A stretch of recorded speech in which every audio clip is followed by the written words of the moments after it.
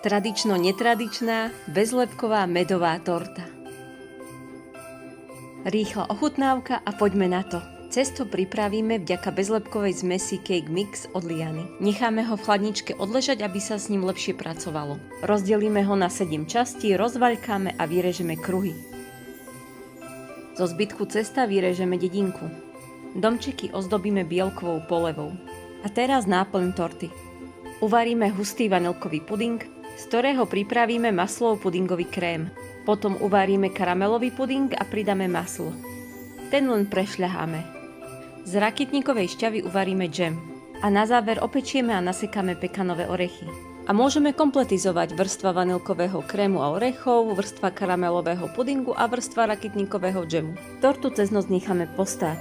Obtrieme, dozdobíme sviss krémom a domčekmi, pridáme mašličky a môžeme oslavovať. Dobrú chuť!